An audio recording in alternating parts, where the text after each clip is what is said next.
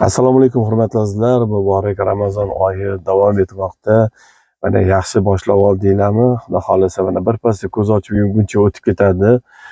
Bilasizmi, bu muborak oyda mehr, muruvvat, bir-birovini holidan xabar oladigan odamlar odatdagidan yumshoqroq, mehribonroq bo'lib qoladigan oyda hattoki o'sha shaytonlar kishanlanadigan oy. Lekin shaytonlar kishanlangan bo'lsa ham shu ro'zai Ramazonda ham shaytondan ham battar bo'lgan odamlarni ularni kim kishanlaydi? Hech kim kishanlay olmas ekanda. Bir voqea eshitdim, lekin judayam meni to'lqinlantirdi. Iltimos shu voqeani oxirigacha eshiting. Balki hayotingizda siz ham shunaqa voqealarni eshitgandirsiz. Yo bo'lmasam sizga bir qanaqadir manfaati tegar, juda bo'lmasa sizni shu voqea to'g'risida fikringiz bordir. Albatta yozing, kommentariyaga albatta yozing. Chunki bunaqangi voqealar takrorlanaversa, bo'versa, odamni juda ham o'yga toldirib qo'yadi. Gap nima haqida?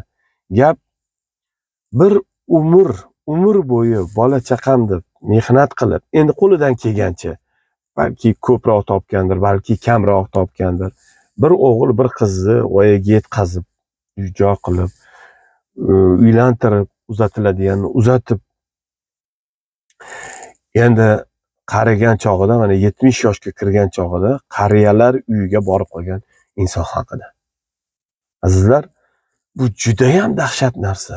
Bir odamni 70 yillik umri, o'zi yaxshi bilasiz, qancha bu yoshga kirguncha qanaqa yo'llardan yurish kerak, qanaqa qiyinchiliklardan o'tish kerak, qanaqangi hayotni achchiqlariga bardosh berish kerak.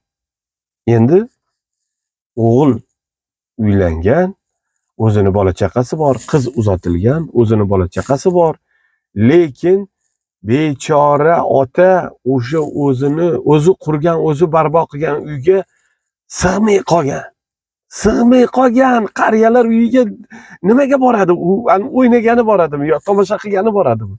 Yo uni kimdir majburlab olib boradimi? Yo'q, shunga majbur qilib qo'yishganda.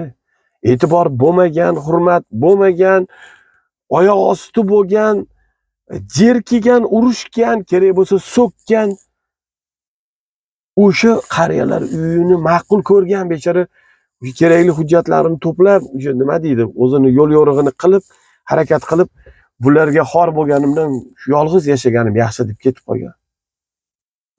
Nonko'r farzandlar, san nonko'rlarni deb bu odam kerak bo'lsa uyqusidan voz kechgan, kerak bo'lsa rohat farog'atidan voz kechgan, kerak bo'lsa qiynalib, issini suv, sovuni sovuq demay bir umr mehnat qilib sallani voyaga yetkazgan.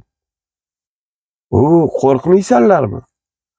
Qo'rqmaysanlarmi otaga oq bo'lib qolishdan, oq padar bo'lib qolishdan, erta bir kun farzandingdan qaytishdan qo'rqmaysanlarmi? O'sha farzandlarga agar ko'rib qolsam shunaqa degim keladi. Qo'rqmaysanlarmi? Ota Xudodan keyin turadigan bir yaratuvchi zot ota ham. Avvalo Alloh, keyin Allohning izni bilan ota yaratuvchi. Ota bo'lmasa farzand qayerdan bo'ladi?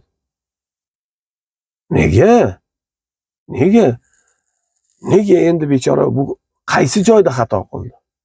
To'g'ri, erkak kishi kun bo'yi ko'chada yuradi, balki tarbiya qilishga vaqti bo'lmaydi. Tarbiyani kim qiladi? Barakalla yashang. Ona uyda o'tirgan o'sha xotin qiladi. Ayol qanaqa tarbiya bersa, farzand shunaqa bo'lib ulg'ayadi. Mana o'shani mevasi. Ota doim ishda bo'lgan, doim ishda. Endi kam ko'p topgandir. Ba'zi bir xil noshukur ayollar nazdida erkaklar to'liq qilib, ro'zg'orni to'liq qilib qo'ya olmayapsiz. Sizni bolalar hurmat qilmaydi-da, keyin men ham hurmat qilmayman deydigan ayollar toifasidan bo'lganmi? Vallohu alam. Shunaqa bo'lgan bo'lsa kerak-da. Bo'lmasa mana o'ylamaydimi? Bechora ota boraman deydi.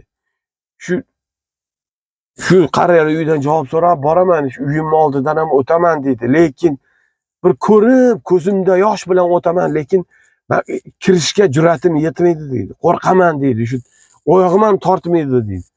Lekin o'sha uyni barpo qilganim uchun, o'sha uyda shu bolalarni ulg'aytirganim uchun borib bir qarab o'tgim keladi deydi. Bilasizmi, bu dahshat.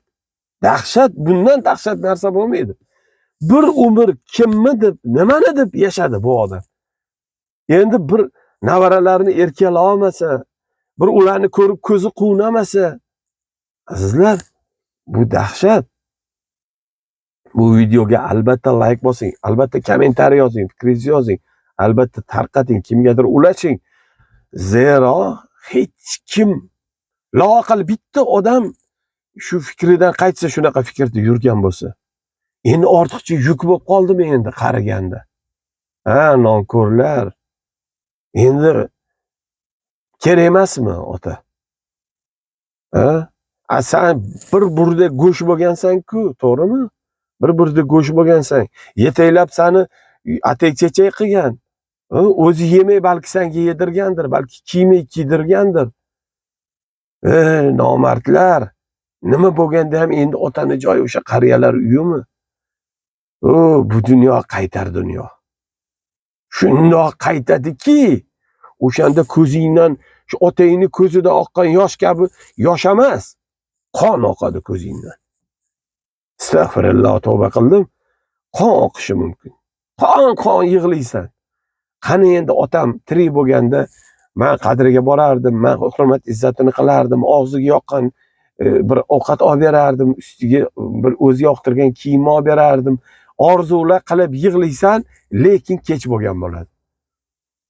Ko'zingni och, o nobakor, nomard farzandlar, ko'zingni och. Otangni hech qachon behurmat qilma.